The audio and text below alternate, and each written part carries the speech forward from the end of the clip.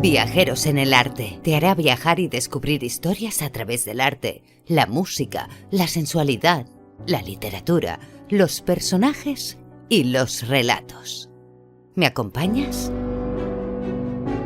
Pues esta es su historia, con Beatriz Vivar.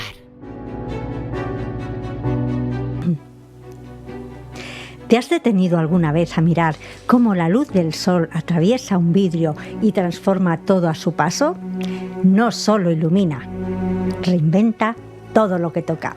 Hoy en la pasarela del arte llevo puesta la esencia de la Casa Batlló en homenaje a Gaudí.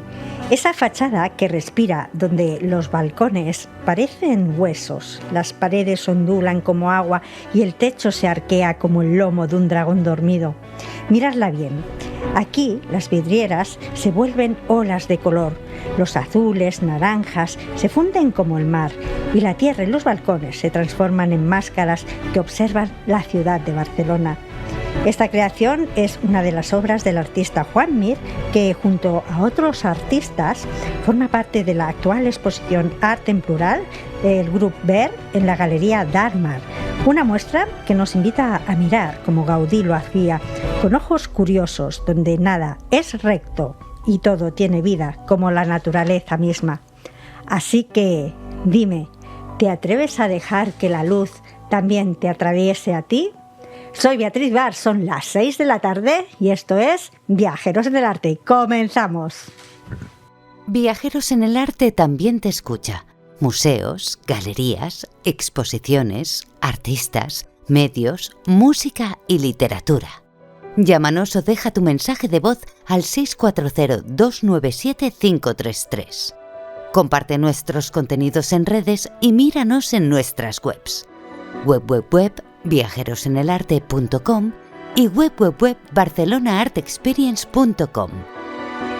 Viajeros en el Arte, porque unidos daremos la mejor visibilidad, difusión y sinergia a tus proyectos, el arte y la cultura.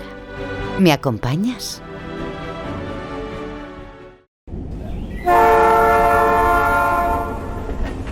Atención, atención, señores pasajeros. Les damos la bienvenida a bordo de este tren media distancia con destino Viajeros en el Arte. Agradecemos que hayan elegido nuestro servicio.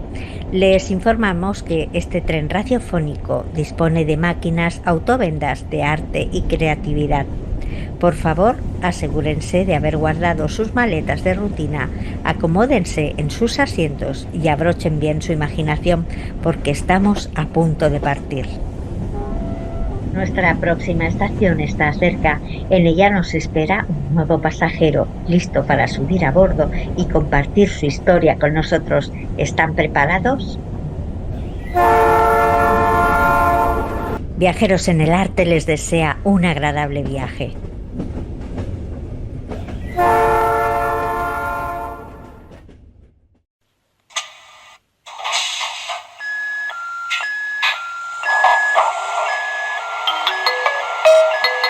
Próxima parada, Barcelona Sants. Correspondencia con las líneas 1, 2, 3, 4 y 7 de Rodalies y líneas 3 y 5 de metro.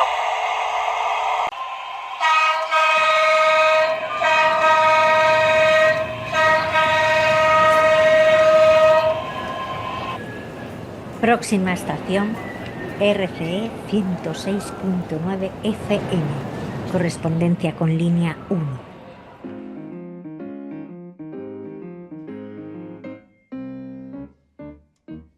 Bienvenidos, queridas y queridos viajeros en el arte. Nuestro tren está a punto de partir una vez más y hoy la vía que recorremos desde los estudios de la RCE en el 106.9 de la FM suena a jazz, a juventud, a pasión y a horizontes abiertos.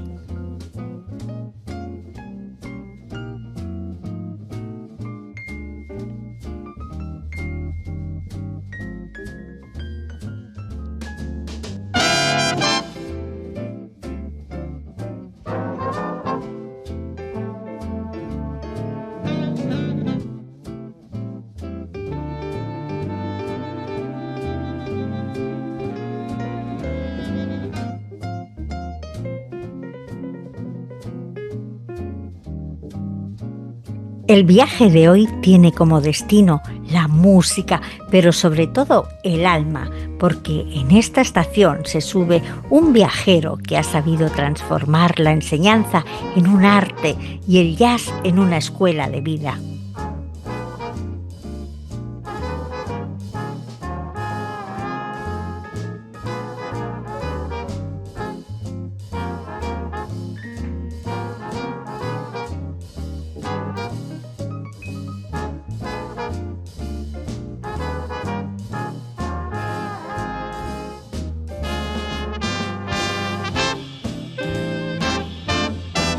Él es músico, pedagogo, contrabajista, saxofonista, director, mentor, pero sobre todo, sembrador de talento.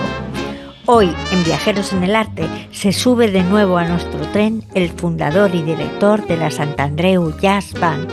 Su nombre, Joan Chamorro, y esta es su historia.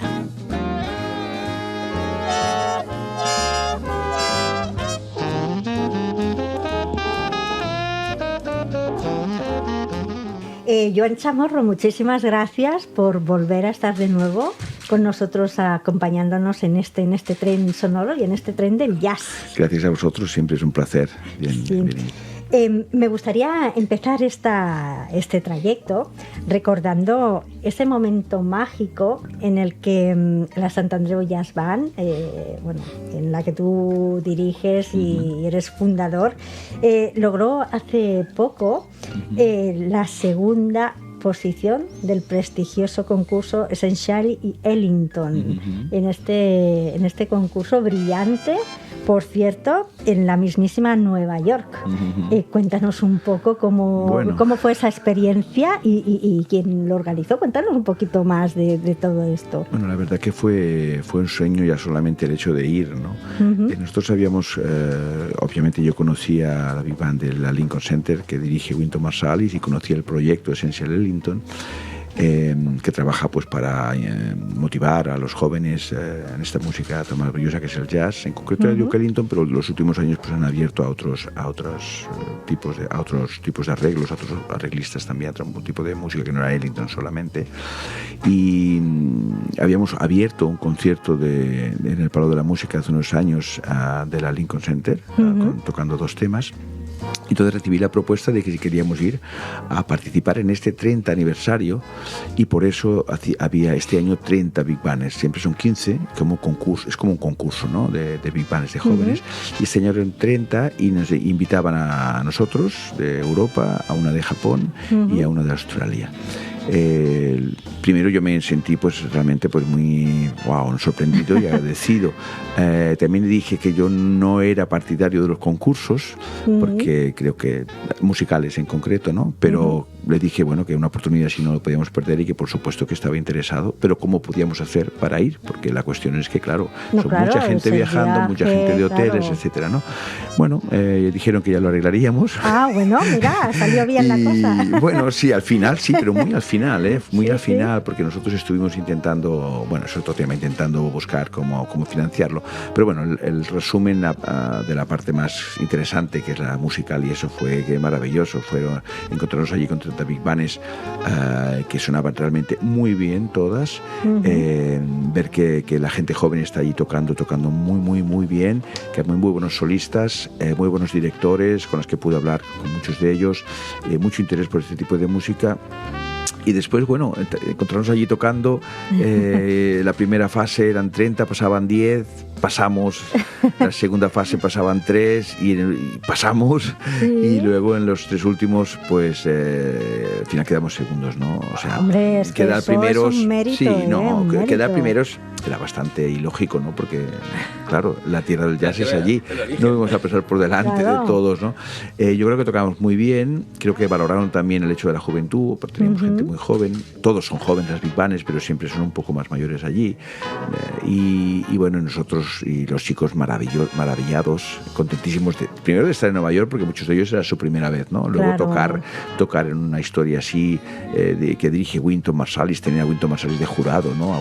A Braxton Marsalis, a gente increíble, ¿no? Que te está escuchando y bueno, fue una locura. Y sobre todo para los chicos también de la Sant Andreu Jazz Band, que aparte es lo que tú dices, ¿no? Aparte de la competición es también el convivir con otras big bands y ver cómo... Por supuesto, sí. No, yo pienso que en ese sentido hay la cosa aquella de ver que no eres solo, ¿no? Que hay otras big bands de gente joven también que suenan y que funcionan, y eso de alguna manera pues también que nos cuidado, que sí, no estamos solos. Aquí, Sí, que hay mucha gente joven tocando muy bien y que bueno, y que nosotros estamos tocando bien. Hay muy buenos solistas, pero hay que seguir trabajando, hay que seguir con ilusión trabajando y con ganas, porque creo que vale la pena, ¿no? Que la gente joven vea que la música de jazz es algo que es muy interesante, que te aporta un montón de cosas, y dedicarte y sencillamente escucharlo, ¿no? Claro, y también es un aliciente, ¿no? Para seguir. Por supuesto, claro.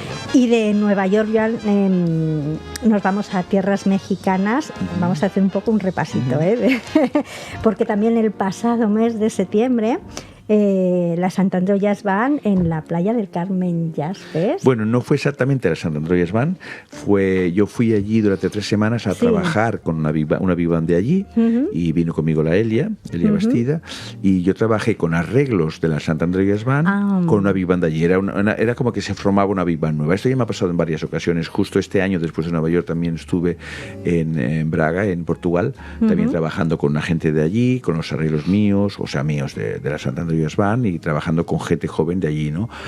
Bueno, mi faceta pedagógica en este sentido es cuando coge más alas, ¿no? O sea, más allá de la Sant Andreu, también la gente pues me reclama para poder claro, tu metodología, entender ¿no? mi metodología, cómo trabajamos, y realmente tanto en Braga como en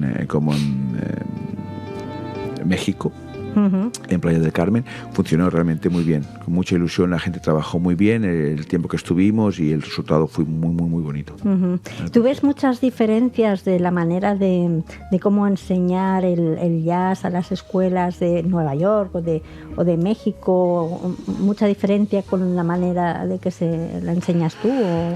Bueno, a ver, yo pienso que hay una diferencia en cuanto a la manera de trabajar mía, que es que yo, cuando ya empieza, ¿no? Básicamente con 7, 8, 9, 10, 12 años, nosotros empezamos directamente ya escuchando, transcribiendo, aunque sea de oído, sin escribir, imitando, que es la manera que se aprende el lenguaje. La música es un lenguaje y nosotros aprendemos escuchando. Entonces yo incentivo de esa manera, a través de la escucha, básicamente. Y luego ya vendrá el resto, o paralelamente ya vendrá el resto, ya vendrá la lectura, ya vendrá el conocimiento de las escalas, de la armonía, etcétera. Pero en principio hemos de poder entrar a través de la escucha de la música, que es lo que va a hacer que al principio te enamores de esto, y que es lo que va a hacer que te motives para querer hacer de esta música algo tuyo, ¿no? Claro, y además en tu caso que están desde pequeñitos, ¿no? Claro, yo pienso que la diferencia es esa. Obviamente que todos los músicos de jazz transcribimos, escuchamos música y tal, pero conseguir hacer eso con gente joven, ¿no? Conseguir hacer eso con gente joven, y no 1 ni 2, sino 20, ¿no? Y que todos estén en esa misma línea, y que el resultado final sea que cuando escuchas a la Sant Andreu Jazz Band, oyes una big band que suena, y si cierras los ojos, pues no piensas que son niños de 12, de 13, 14, y también de 15, 16, hasta 21, que es el tope, ¿no? Entonces, durante estos 20 años, ya digo, entró la Elsa, que ahora tiene 21, es la primera trompetista, pero entró con 6 años, y ahí está. Sí, ¿no? Y además yo tuve la oportunidad, la primera vez que te entrevisté, que me invitaste al estudio donde hacíais, no sé si te acuerdas, que tenías todas las fotos desde que eran pequeñitas, y la Elsa estaba allí rodeada al lado de Jesse Davis, igual por Gordon. Y la verdad es que es una maravilla, es historia del jazz. Yo pienso que eso es un poquito la diferencia, ¿no? De que no esperamos a tener el control totalmente del instrumento ni de las escalas, sino que empezamos al principio, y ya irá viniendo. Es como... Yo pienso, es muy sencillo, o sea, es como tener un bebé y vamos, ¿cómo vamos a hacer para que hables? Si ya no te lo planteas, hablas directamente, te comunicas y el bebé va entrando en tu lenguaje sin ningún tipo de codificación más que el de hablar y el de tener ganas de comunicarte.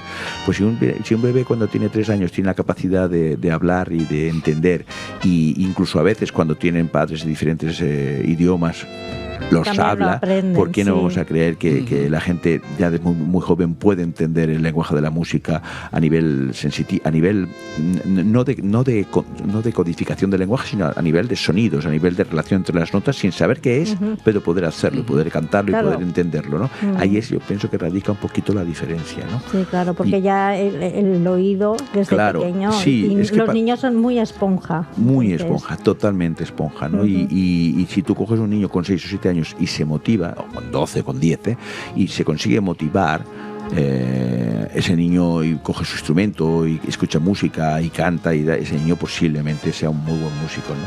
Y yo creo que en eso radica. Después hay, obviamente, que mi metodología se basa en muchas cosas, no podemos simplificarlo tanto a eso, ¿no? Pero sí que esa confianza y ese creer que los niños pueden hacer jazz desde muy pequeños, desde el principio, que tú puedes aprender tu instrumento tocando jazz ya directamente, ¿no? Desde el primer momento, o sea, tocando jazz. ¿Qué quiere decir? Claro, pues una melodía que haces ¿no? Una cosa así que está swingada, que la has escuchado, y eso ya es jazz, digamos, ¿no? Y el niño pues coge esa melodía y la está tocando. Y ya la va... Exacto, el ritmo, el swing, el sonido lo hace a través de la imitación del profesor o a través de audios que tú le pasas, ¿no? Y ya desde el principio aprendes. Porque yo me acuerdo cuando empecé a estudiar en el taller de música a los 18 años, claro, el jazz era como que tú empezabas a estudiar jazz cuando ya tenías una cierta técnica, ya tocabas y entendías. Entonces tenías que como esperar, no, espérate que aún no, espérate que aún no. Podemos aprender nuestro instrumento ya utilizando el lenguaje del jazz. Y pasa un poco lo mismo en los flamencos. En los flamencos, ¿quién se imagina a un niño que aprende la guitarra o a cantar enseñándole primero las escalas y tal? No, el niño va a aprender a tocar escuchando las fiestas de sus padres, ¿sabes? Cuando su padre o su familia está tocando, y él va a estar ahí escuchando y va a coger y va a tocar a seguidillas y va a tocar a no sé qué, poco a poco, ¿no? Y va a aprender de eso. No le van a contar primero qué es lo otro, ¿no? Que es la codificación del flamenco, ¿no? Y de hecho, muchos de los flamencos trabajan mucho de oído y desarrollan una capacidad auditiva bestial porque están trabajando a través de la escucha de sus buenos referentes, ¿no? Claro, muchas veces de su familia y luego del contexto. Que lo maman desde pequeño, todo el flamenco. El blues lo mismo, en el blues lo mismo. Lo que pasa es que luego sí aparecen escuelas de flamenco, luego aparecen escuelas de blues, luego aparecen escuelas de rock and roll, pero es después, a posteriori, porque bueno, pues porque se necesitará, me imagino, ¿no? Pero podemos aprender si tenemos referencias a nuestro alrededor, y hoy en día pues con internet y todo podemos llegar a cualquier tipo de grabación que queramos de quien sea, que la encontraremos en Spotify bueno, Spotify últimamente está un poco controvertida la cosa, ¿no? Sí. Pero bueno, en YouTube o lo que sea, ahí tenemos medios para escuchar música, ¿no? Y poder hacerla nuestra un poco. Y bueno, en medio de todos estos viajes, yo sigo repasando, te estaba ahí vigilando. En medio de todos estos viajes, pues llega también un reconocimiento que lo quería decir, porque es merecidísimo. Es el premio Joan Estadella, sí, y Roig, otorgado por la Junta de Amics del Prat, un galardón que distingue a personas relevantes en el ámbito musical y educativo. ¿Cómo recibiste esta noticia entre tanto viaje para arriba y para abajo? Pues la verdad, muy alegre, primero porque yo he vivido muchos años en el Prat. Mi familia, de hecho, mi madre ya no está, pero mi padre sigue viviendo en el Prat. Yo viví hasta los 32 en el Prat, desde los 3 o 4 años, tengo mi hermana allí, y entonces, bueno, venía, y yo había empezado a estudiar viviendo en el Prat, formé parte del teatro del grupo Cádiz musicalmente, y hice 3 o 4 obras haciendo música también. Había tocado en una banda del Prat cuando yo empezaba, pues estuve allí. Entonces, pues venir de ahí, del sitio donde has crecido, personal y también musicalmente de alguna manera, pues me enorgulleció mucho, ¿no? Y luego pues ese reconocimiento al trabajo que estamos haciendo. Hemos recibido, bueno, de hecho lo de Ellington ya era un reconocimiento en sí mismo, aunque ahí había un premio cuantitativo, ¿no? Ahí había, aparte de invitarnos, aparte de pagarnos los billetes y todo, ¿no? Pero más allá de eso es el reconocimiento, el estar ahí, el ¿no? estar ahí y que reconozcan tu trabajo, sí, y eso para mí Eso ya es un premio. Eso es un premio, ¿no? Y en lo del Prat pues es lo mismo, es un reconocimiento que te dan que de alguna manera te hace sentir que bueno, que el trabajo que estás haciendo está bien, ¿no? Es reconocido, la comunidad, la gente ve que hay cosas que son diferentes, que es un proyecto diferente, es un proyecto totalmente atípico y que funciona desde hace 20 años y se hace un reconocimiento, con lo cual yo estoy muy, muy, muy agradecido a los amigos del Prat. Seguro que ellos también a ti. Y bueno, continúa el viaje porque llega un destino también muy especial para ti y para la Sant Andreu, como es el Palau de la Música Catalana. El próximo 28 de noviembre, si no lo digo mal, dentro del 57 Festival de Jazz de Barcelona, donde se rendirá homenaje y tributo a Duke Ellington. A Duke Ellington, sí. Bueno, cuéntanos qué significa este concierto para ti, más con este homenaje en estos casi 20 años, son 19, ¿no? Ahora. Son 19 ahora. ¿Cómo va a ser este concierto? ¿Qué representa para ti? Para mí va a ser realmente muy especial, bien porque siempre el Palau es muy especial, luego tocar en el Festival de Barcelona es muy especial, luego venimos del Essential Ellington de alguna manera este año con este segundo puesto, ¿no? Es un gran reconocimiento y entonces cuando me planteé qué podíamos hacer, digo, pues ya que vamos ahí, vamos a hacer un repertorio de Ellington, que además a mí me encanta la música de Ellington y ¿por qué no? Coger esta cosa de enlazar un poco, ¿no? Sí, de enlazar un York, poquito. Y además, entonces, hablábamos con el director del festival, le pareció muy, muy bien y tiramos adelante. ¿Qué pasó cuando estuvimos en Nueva York? Había que coger, cuando llegabas a la final había que coger un músico para tocar con vosotros. Yo como saxo baritonista que soy, pues barrí para casa y escogí al Paul Natzella, que es el baritonista de la Lincoln Center de Wynton Marsalis, un músico increíble y una persona realmente maravillosa, que curiosamente además hablaba castellano porque la mujer es mexicana y empezamos a hablar y conversamos sobre música, eso, y bueno, de alguna manera pues tuvimos una buena relación, con lo cual al final dije, ¿por qué no lo invitamos?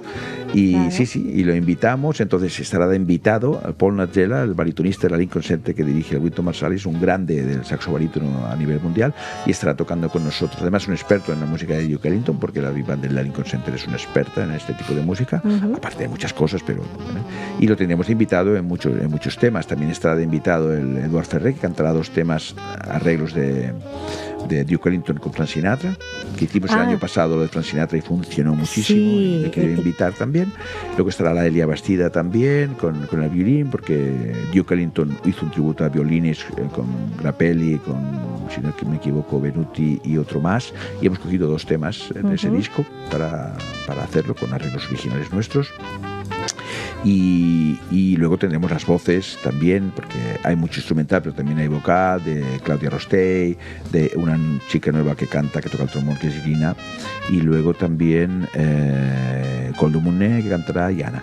O sea, yo pienso que el repertorio que hemos cogido es muy, muy, muy bonito, hay de muchos colores y pienso que la gente se lo pasará muy bien. Este concierto lo grabaremos, como cada año que grabamos, y será lo que el año que viene presentaremos como el 20 aniversario de la Sant Andreu Band, con este disco que llevará la firma de los 20 años, ¿no? O sea que el año que viene va a ser, si ya esto es un boom, el año que viene ya... Bueno, estamos ya tengo poca broma, pero estamos ya con bastantes conciertos de gira de los 20 años, ¿no? Hay gente que ha entendido que es importante y bueno, la Big Band está sonando realmente muy bien, también hay muy buenos solistas y suena muy, muy, muy junta y entonces, bueno, ya tengo varios conciertos, 13, 14 programados ya dentro de festivales más grandes, más pequeños, pero ahí estamos y aún tienen que venir 3 o 4 más, con lo cual yo ya el año que viene estoy tranquilo porque es que la Sant Andreu vive de los conciertos. Claro. Entonces este 20 aniversario pues irá acompañado de esta gira de 20 años y al final pues me imagino que lo acabaremos de celebrar en el Palau de nuevo, haciendo algo que no sé qué es aún, pero algo especial realmente para estos 20 años. Y luego el 2027 ya hablaremos. Ya hablaremos, ya vamos a hacer, ¿no? El 26, que funcione y... Pues Joan, bueno, desde luego has creado una fábrica de talentos, de chicos y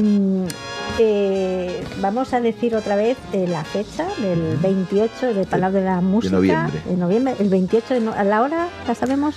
No sé, pero normalmente es a las 8:30, 9, no me acuerdo. A quien le interese, pues lo miraremos en las redes sociales. Y antes de que se acaben las entradas. Bueno, ahí están, ahí están. Sí.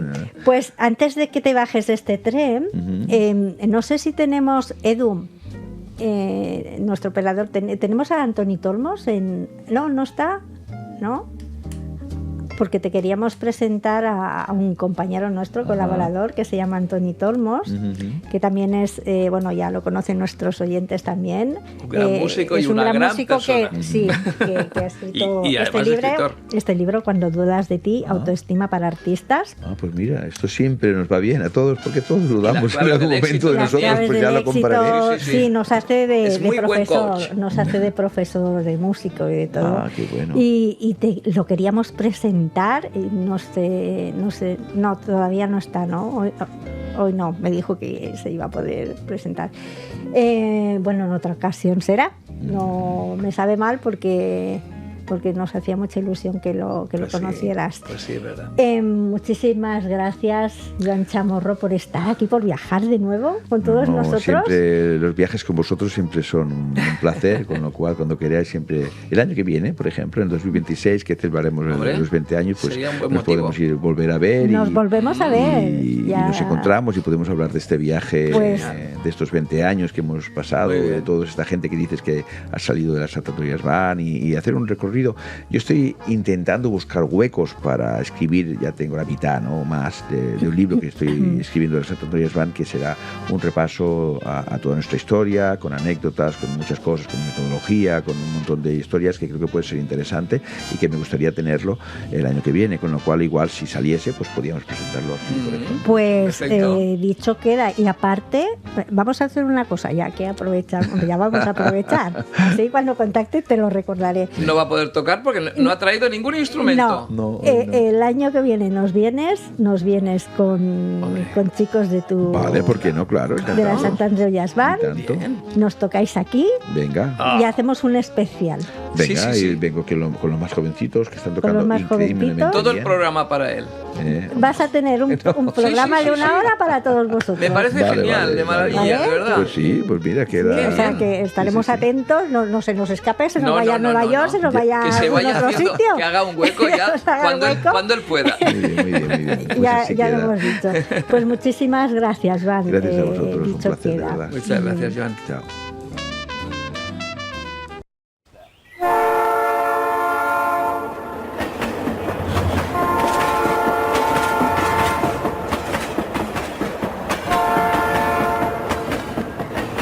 Próxima estación, Cuando dudas de ti, autoestima para artistas, de Antoni Tolmos.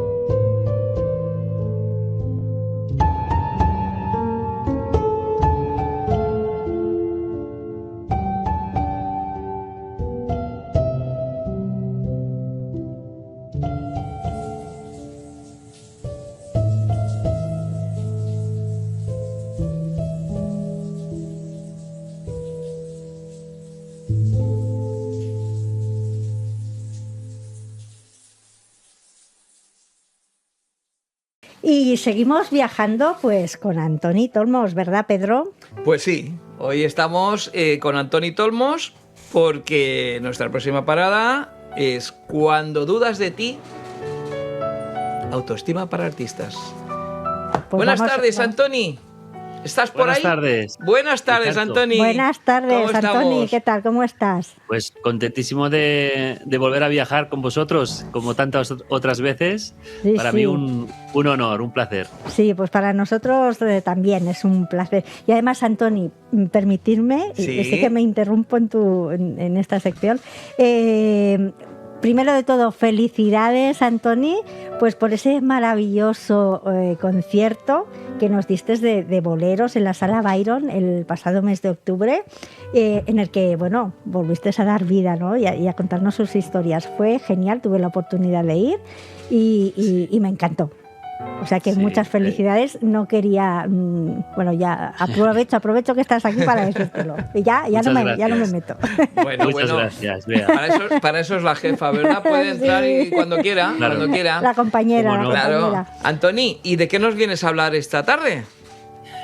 Pues hoy os vengo a hablar de algo que nos remonta a muchos siglos atrás, porque hoy nos metemos un poquito con la mitología griega. Imagínate a dónde vamos a ir. Bueno. Sí.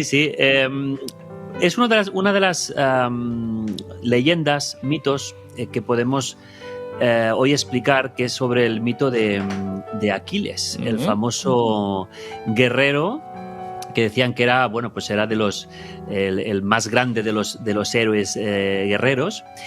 Y de ahí viene lo del Curioso, famoso eso es verdad. talón, Justamente. el talón de Aquiles, de ahí nos viene todo ¿Y qué eso. significa el talón de Aquiles? ¿Por qué decimos es que es su talón de Aquiles? Es su talón de Aquiles, sí. ¿Por qué? Estamos hablando de cuál es la debilidad de alguien, ¿no? Por dónde puedes pillarlo, ¿no? Sí. Si tú sabes el talón de Aquiles de alguien, pues oye, por ahí lo puedes pillar.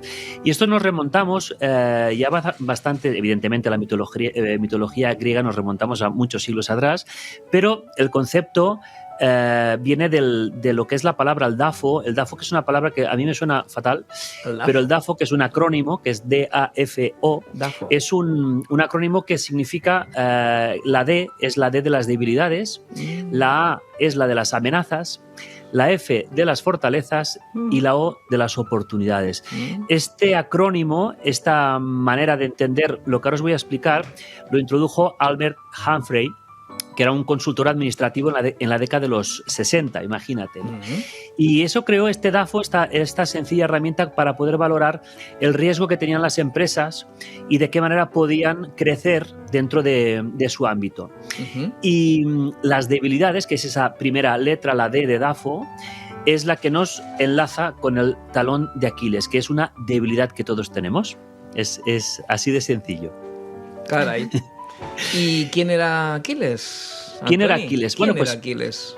Aquiles, entendemos que la mitología griega, las leyendas, los cuentos, evidentemente no eran situaciones reales.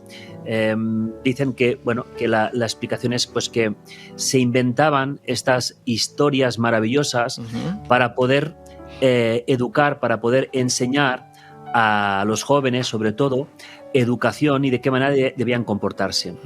Y si te fijas, cuando hablamos de otros mitos, otras leyendas de la mitología griega, podemos hablar de Narciso, el narcisismo, claro, por ejemplo, ¿no? Que también tiene una historia muy bonita, ¿no?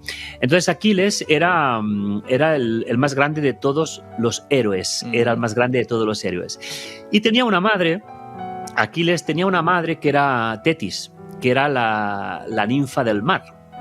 Y resulta que, como siempre hay líos amorosos, incluso con los dioses, resulta que Zeus se enamoró de ella, pero ella lo rechazó. Es decir, Zeus, que era el rey de los dioses, tuvo un arrebato porque no podía soportar que Tetis pues no le siguiera la comba, ¿no? Y entonces, como era el rey de los dioses, Zeus lo que hizo es vengarse.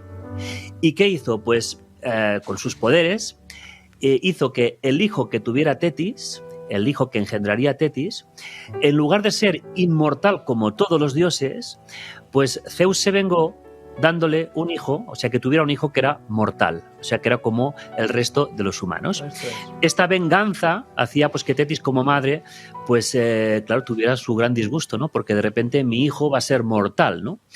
Y entonces Zeus, no sé si logró su objetivo, pero lo que hizo Tetis es intentar purificar a su hijo, Aquiles, purificarlo para sacarle esa venganza de Zeus y volver a ser inmortal, ¿no? Y hay varias versiones de lo que Tetis hizo. Una dijo que es que lo empezó a someterse a fuego muy lento para purificarlo y quitarle ese maleficio de Zeus. Pero en realidad, donde vamos ahora al talón de Aquiles, es que Tetis cogió y lo llevó a un río un río que se llamaba Stritch, y este río tenía un poder que las aguas purificaban. Entonces, bañarse en ese río significaba que te purificabas, te sanabas, y de esta manera conseguiría que Aquiles volviera a ser inmortal. Pero ¿qué ocurre cuando intentas tú coger a un niño y lo intentas meter en el agua para que se purifique, pero lo tienes que aguantar por algún sitio? Claro. Ya estamos. Cuando, Ya te veo por dónde vas. en el talón, las manos se puso en el talón y no... Lo cogió del pie, del talón. Lo cogió del pie, lo metió en el agua, Pobrecito. lo volvió a sacar y evidentemente Qué bueno. Aquiles quedó purificado, pero Excepto... el talón. talón. ¡Ostras! el talón no quedó Qué purificado, bueno. y esa fue su gran debilidad. Qué Por eso bien. cuando una persona, ahora ya si nos enfocamos, como siempre digo, al ámbito artístico, ¿no? Que es Claro. lo que nos lleva a estar en este programa. Sí, es lo que yo te iba a viajando con el comentar. arte. ¿Y qué tiene que ver esto con los artistas? Porque esto, Bueno. ¿de qué tiempo hablamos? ¿De qué época? ¿Hay alguna Bueno, pues, fecha o es una leyenda tan lejana que no...? Toda la mitología griega nos remontamos a siglos y siglos, bueno, podríamos estar hablando 2000, 3000 años en donde estas leyendas empezaron a... No era tan fácil como ahora, ¿no? Que puedes buscar en internet No, claro, un cuento, una lógicamente. leyenda, ¿no? Iba de... Pero yo lo asocio, como siempre hacemos con los artistas, que todos tenemos nuestras debilidades, ¿no?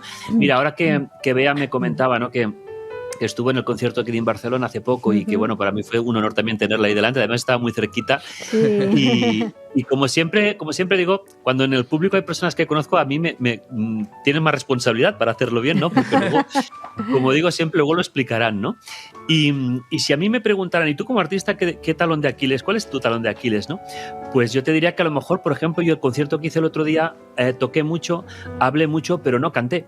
Y si canté algo, tarareé una melodía como para meterla en el contexto, pero yo considero que una de mis debilidades, que a mí Dios en eso no me ayudó, ni Zeus ni nadie, darme una buena voz para poder cantar y poder interpretar esos boleros, por ejemplo, con mi voz. Yo ahí sé que por ahí quien quiera pillarme, me pilla. Eso, si me... eso es que te sumergieron solo hasta el cuello. Exacto, me apretaron mucho por el cuello. Antoni, me has quitado la pregunta porque te iba a preguntar cuál Ostras. era tu talón de ¿Ah, sí? Aquiles. Sí, la tenía, Pues mira, mira. la tengo aquí apuntada. Mira, qué bien. Me iba a sorprender, estaba un poco asustada. Digo, no me digas que canta Antoni, no nos hemos Yo no enterado. había oído nunca cantar, pero, Claro, pero ya, ya- no le voy a pedir que No, cante. no, ya hemos Pero- sabido que es tu talón de Aquiles. Bueno, pero de todas maneras, Pues, entonces, sí. ¿qué tiene que ver esto con los artistas? ¿Qué es lo que me querías decir ahora? Claro, pues de la misma manera que esto te remontaba un poco a la idea esta más empresarial del DAFO, esto que te comentaba, que eso está que muy bien este aplicado consultor... a la empresa. Claro, pues si os fijáis, un artista, que siempre digo que un artista es como una persona cualquiera, ¿no? Incluso a veces hacemos la broma de un artista es como una persona como otra cualquiera, pero él no lo sabe, ¿no? Pero bueno, esto también lo he oído en otros oficios, ¿no? Que, Sí. Entonces, ¿qué ocurre? Que un artista es un emprendedor también, es un empresario. Entonces, como empresa, debemos cuidar cuál es nuestro DAFO, cuáles son nuestras debilidades, cuáles son las amenazas que tenemos, cuáles son nuestras fortalezas y qué oportunidades se nos presentan. Entonces, este análisis continuo, el artista lo debe hacer igualmente. Muchas veces el artista parece que como que vive en otro mundo, que no le va esto de planificarse las cosas, pero evidentemente es un emprendedor, es una empresa. Y ahí es donde tiene que analizar cuál es su talón de Aquiles, cuál es la debilidad. Hay personas, por ejemplo, artistas que cantan muy bien, por ejemplo, pero a lo mejor son muy malos gestionando su economía artística, ¿no? Y esa es su debilidad. No es que nunca tengo dinero para invertir en una nueva producción, no es que no malgasto o no sé optimizar mi economía. Pues es un talón de Aquiles. O otras personas pues a lo mejor no tienen esa manera de hacer networking y conocer a otros artistas y moverse y meterse ahí en los... No, pues es que a mí me cuesta mucho porque soy muy introvertido. Bueno, pues este es tu talón de Aquiles. Pero eso nos tiene que siempre ayudar a que sea detectar cuál es nuestra debilidad y a partir de ahí generar un plan de acción para mejorarla. Yo siempre digo que una debilidad es muy difícil eliminarla, Porque si, por ejemplo, mi debilidad es que yo, pues, cantar, pues te canto lo justito, pero es una debilidad, yo lo que voy a hacer es minimizar esa exposición. No me voy a meter en un escenario a cantar, porque si no, luego Bea ya no vendría a verme más. No, yo iría igualmente. Gracias, muchas gracias. Antoni, Pero- ¿y tú crees que el ego del artista le hace poder encontrar esa debilidad o le cuesta? Sí, ese debería ser el objetivo. El ego, como muy bien dices, y ahí lo enlazo un poquito con esta otra leyenda de Narciso, ¿no? Del narcisismo, claro, que claro. viene también de la mitología. El deseo es que todos y todas tenemos nuestras debilidades. Todos tenemos que aprender cosas. Todos estamos en un continuo aprendizaje. Estamos en fase beta, como digo siempre, ¿no? Entonces, la persona yo siempre deseo que si alguien no se da cuenta, al menos que no se exponga demasiado, ¿no? Si una persona no sabe cantar, alguien cercano se lo tendría que decir, ¿no? Con mucho cariño. Porque con cariño, luego, porque si no... Claro, con cariño, pero alguien se lo tiene que decir, porque cuando yo digo siempre, cuando ya nos hacemos mayores y ya no hacemos gracia, hay que hacerlo un poquito bien. si no te machaca la crítica. Y hay que decírselo. Y además hay muchos programas también de televisión en el que vemos también pues cómo también se va diciendo vas a tener con esa un futuro, aunque sea más mediocre, pero animan, ¿no? Parece que animen también y den muchas... Sí, que no es malo animar tampoco, pero... No, pero está esta línea fina de animar o de no decir toda la verdad o de engañar, ¿no? Es verdad que esta parte más visible, ¿no? De los talent shows, de las televisiones, es cierto que suele haber castings realmente exigentes y en el caso de los cantantes, los programas que hay de cantantes suelen tener muy buen nivel. Ahí no va cualquiera a cantar, ¿no? Claro. Dan realmente un gran espectáculo. Pero sí que luego también está esa lectura un poquito más paternalista, más condescendiente, decir, bueno, tú trabaja, que el trabajo es importante. Digo, sí, el trabajo es importante, pero el talento también es importante. Entonces, digo que en un momento dado alguien con cariño debe decirte, oye, pues no, lo que estás haciendo tú, vale, lo haces, pero hay mucha gente que lo hace mejor que tú, pero quizás tú tienes que buscar tu camino, ¿no? Antes empezábamos la sección con este libro Cuando dudas de ti, y una de las cosas que dejo claro allí es que lo que tenemos que hacer es conocer cuáles son realmente nuestras debilidades y nuestras fortalezas. Y si yo descubro que una fortaleza mía, por ejemplo, como ahora comentábamos, es explicar cosas, pues yo solo voy a meter en el escenario y entre canción y canción voy a explicar cosas. Pero si yo, cuando empiezo a hablar, la gente empieza a decir, madre mía, oye, siéntate y toca el piano, por favor no digas nada porque no te entendemos, entonces yo tendría que aprender esa lección y decir, voy a potenciar mi fortaleza, no a insistir en una debilidad que a lo mejor alguien lo está haciendo mucho mejor que yo. Antoni, te pido permiso otra vez. No, yo ya estoy. No, le quería comentar a Antoni que, bueno, hemos tenido en la primera entrevista a Joan Chamorro, el director de la Sant Andreu Jazz Band y al fundador, en el que, bueno, no hemos podido presentártelo, pero ¿qué te parece su metodología, su enseñanza? Bueno, para mí es un referente, yo lo admiro y hoy lo que dices, por tema de horarios no hemos coincidido, pero yo pienso que es una de esas figuras esenciales, no solo porque está creando una cantera constante de músicos, en su caso más modernos de jazz, por ejemplo, pero está haciendo que el talento que ya tienen de una manera innata los niños y las niñas tenga ese espacio para descubrirse. El fenómeno que ha creado con las big bands ya desde muy pequeñitos han hecho que aparezcan talentos pues como Andrea Motis, por ejemplo, que es seguramente no diría el caso de más éxito, porque sí que lo es, pero también porque fue la primera de las primeras que salieron, pero ahí se esconde un trabajo impresionante de día a día, semana a semana, con los ensayos que hacen, con todos los músicos, las clases de instrumento, y eso es toda una cantera brutal para que luego del día de mañana pues tengamos músicos, cantantes excepcionales. Yo lo admiro porque sé lo que es trabajar en ámbitos educativos y no es nada fácil, no es nada fácil, y conseguir lo que está consiguiendo además a nivel internacional, pues bueno, es de aquello, ¿no? De sacarnos el sombrero. Pues nos ha prometido que el año que viene, que va a ser el aniversario de los 20 años, vamos a hacer un programa especial en el que va a venir él, nos va a traer a alguno de los chicos, nos van a tocar aquí y estás invitado para en ese programa estar aquí presente. Estar aquí, bueno. Hay que apuntar la agenda rápido. Bien, te ha dicho tú que igual aquí, nos tendrás que traer el teclado con el piano. Bueno. Es una vieja petición. Es una petición ya que... Sí. Vale. Bueno, muy bien. Antoni, pues muchísimas gracias por viajar de nuevo con nosotros, por enseñarnos tantos temas y tantas cosas sobre la autoestima que seguramente para nuestros artistas también pues les va a hacer... pues es un valor, ¿no?, añadido que te tengamos a ti pues para aprender y ser tus estudiantes y tus alumnos. Bueno, muchas gracias. A mí me encanta compartir cosas, compartir. Que cuando yo estoy escuchándoos a vosotros y cuando vengo aquí al programa en directo, que es lo que más me gusta, también salgo con cantidad de aprendizaje. O sea, que aquí aprendemos todos. Unos de otros. Muchísimas gracias, Antoni. Un fuerte abrazo, maestro. Hasta luego. Muchas gracias por tu enseñanza. Gracias. Muchas gracias. Un abrazo. Muchas gracias, Pedro.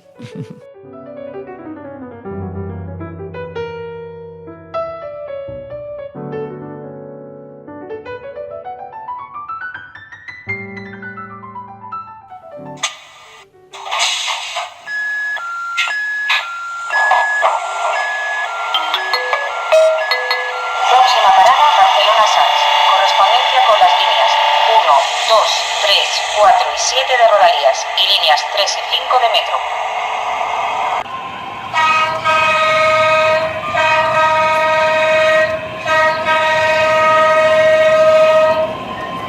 Próxima estación, Club Viajeros en el Arte.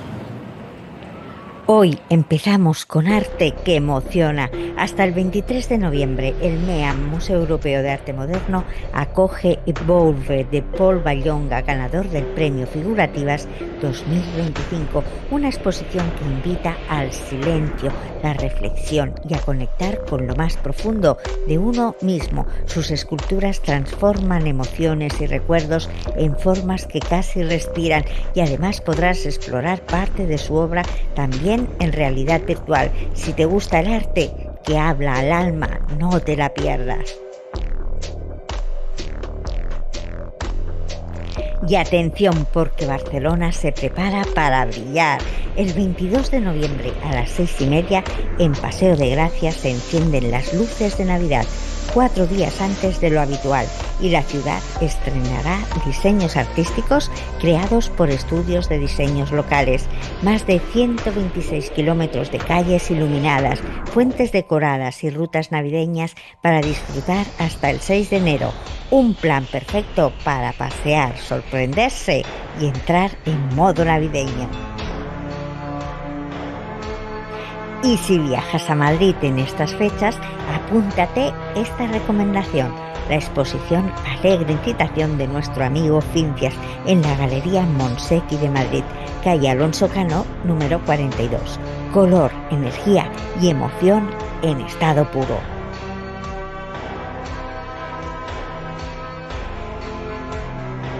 Y hasta aquí nuestra agenda cultural. A disfrutar del arte, la ciudad y la magia de estas fechas.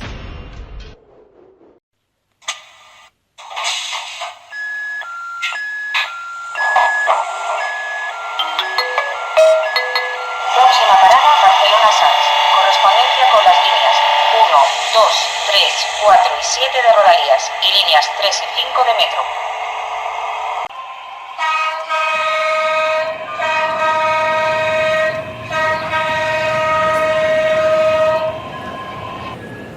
Próxima estación, Mi historia resuena.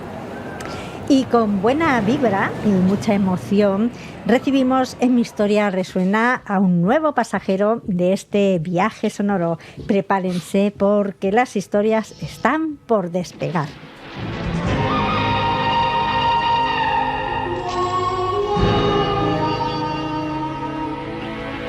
Muy buenas tardes. ¿Qué tal? ¿Cómo estás? ¿Qué personaje viene hoy? Gracias. Bien. Bien. Bueno, Nací el 10 de noviembre de 1928 en Roma. Aunque aspiraba a ser médico, al final acabé dedicándome a la música por insistencia de mi querido padre, trompetista. Así que en casa, el que desafinaba no cenaba esa noche. Yo fui uno de ellos que pasé muchas noches sin cenar. Pero a los 6 años ya componía una partitura con lápiz y a los 12 ya estaba en el conservatorio. Mis inicios en el mundo laboral fueron como arreglista, aunque les confesaré que mi cuenta bancaria seguía siempre desafinada. Hasta que un buen día, ¿quién me lo iba a decir? Un amigo de primaria, Sergio Leone, me llama para que le pusiese música a una película del oeste, o más conocido, western. ¿Una película del oeste?, le pregunté. Pero ¿sí, un western?, dijo él. Pero Sergio, si los únicos caballos que yo he visto son los que hay en la Fontana di Trevi.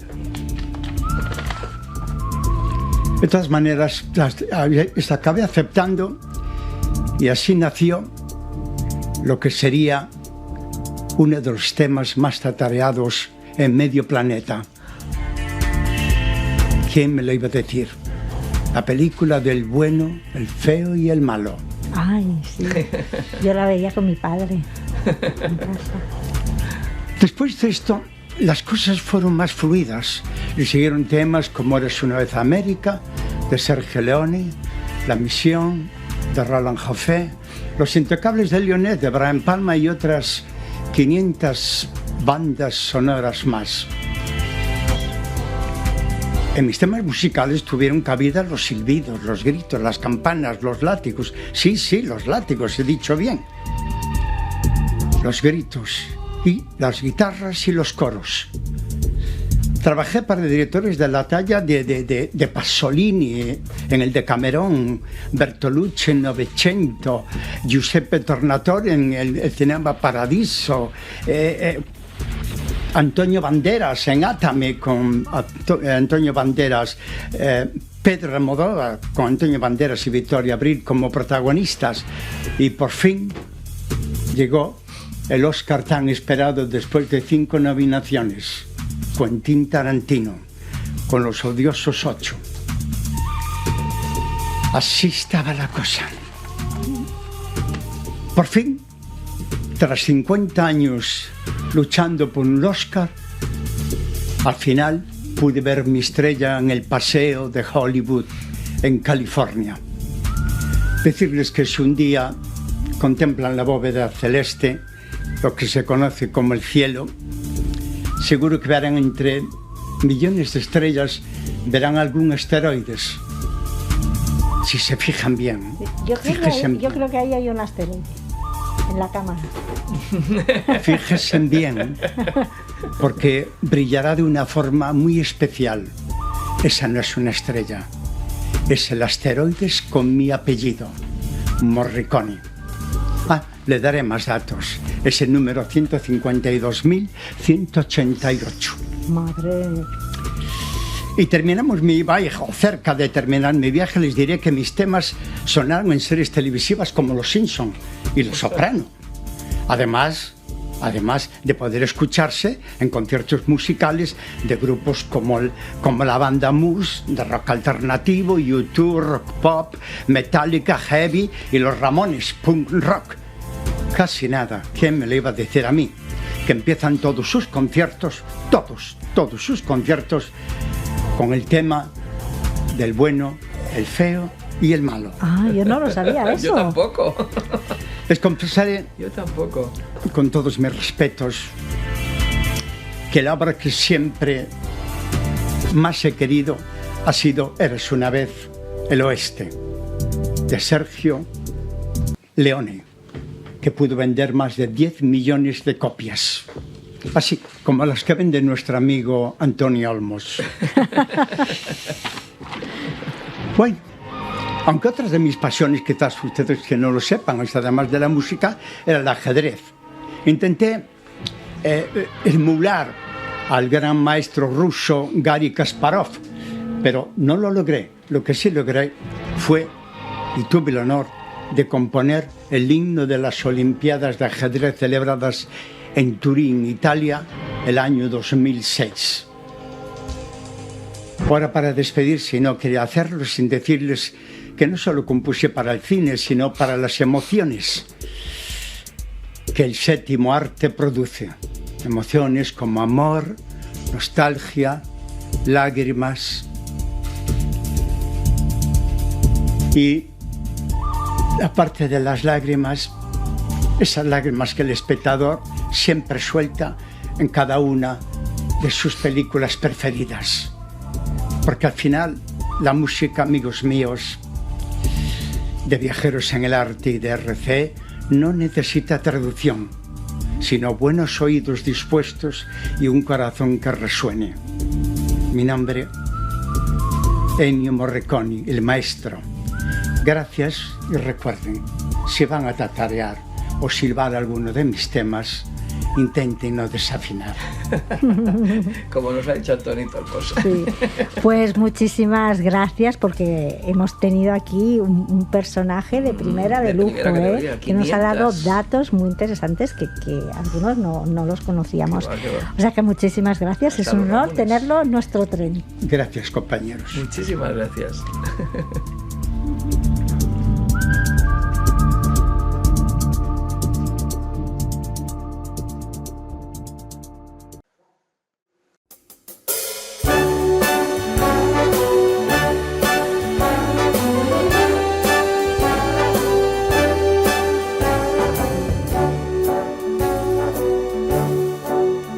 Queridos viajeros, así llegamos al final de este viaje, casi al final de este viaje, pero no me quiero ir sin antes descubriros un libro que para todos aquellos que les gusta la música y tocar los instrumentos os va a encantar.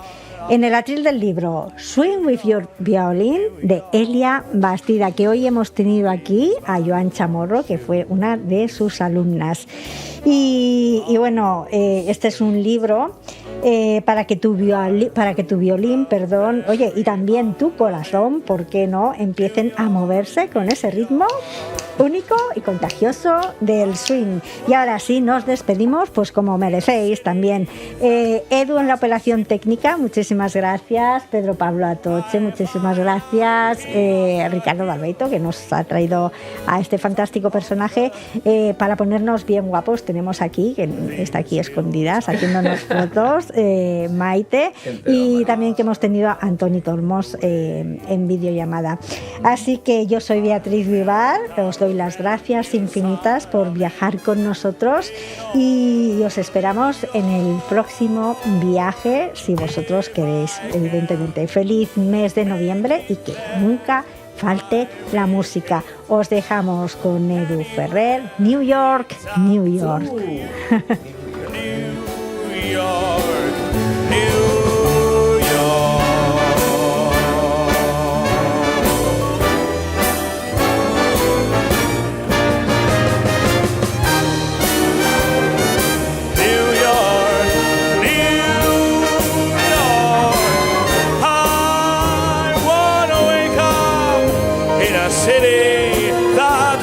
Sleeps. I find the number one, top of the list, king of the hill, number one.